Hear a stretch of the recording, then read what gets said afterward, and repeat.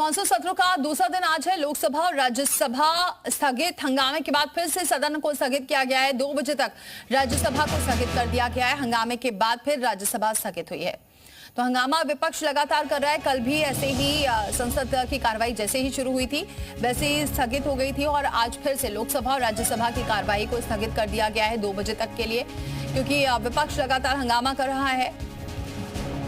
हंगामे के चलते सदन को स्थगित किया गया है। 2 बजे तक ये कार्रवाई स्थगित है। उसके बाद 2 बजे के बाद फिर से संसद की कार्रवाई शुरू होगी, लेकिन फिलहाल स्थगित कर दिया गया है लोकसभा और राज्यसभा की कार्रवाई को, क्योंकि हंगामा चल रहा था जिसकी वजह से ये स्थगित हुई है।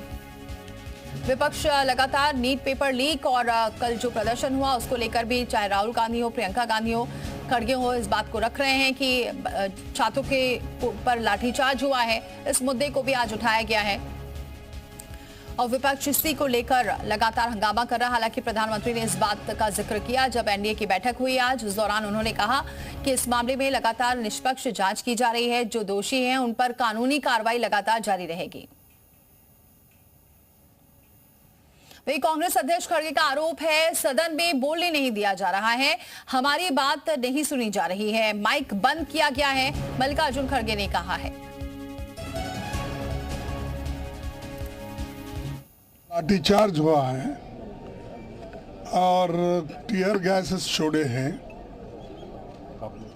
और सभी स्टूडेंट्स को उनको मारपीट करके बहुत से लोग हॉस्पिटल में भी है।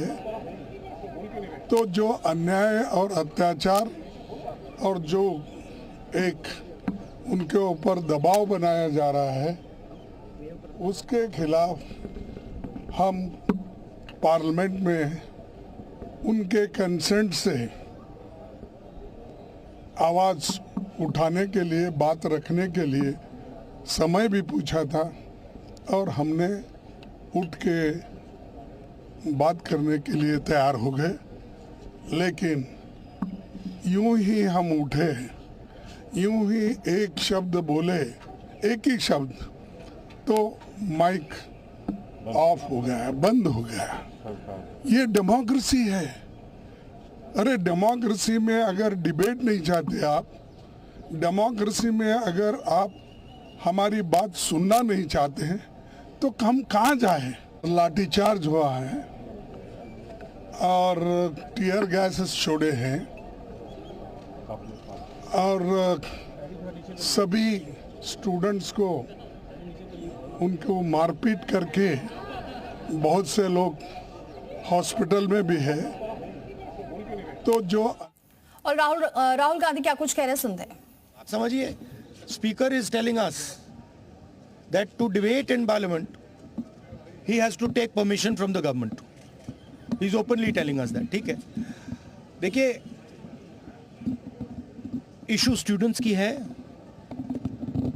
यूथ के फ्यूचर की है और ये जो किया जा रहा है, लोगों को मारा जा रहा है, पीटा जा रहा है, this is completely un Indian. Modi ji has not even apologized for what has happened yesterday. Now, ये जो युवा हैं, ये एजुकेशन सिस्टम के बारे में, टेस्टिंग सिस्टम के बारे में प्रोटेस्ट कर रहे हैं। पूरा देश जानता है कि education system, testing system is broken. It has ceased to exist. Testing system has been hollowed out by termites. That is all they're saying. Nothing wrong with it. We've been saying it. I've been doing presentation after presentation about this. Why is the Prime Minister silent? What is the reason? He should apologize to the students and he should stop this nonsense of police people thrashing students. This is completely wrong.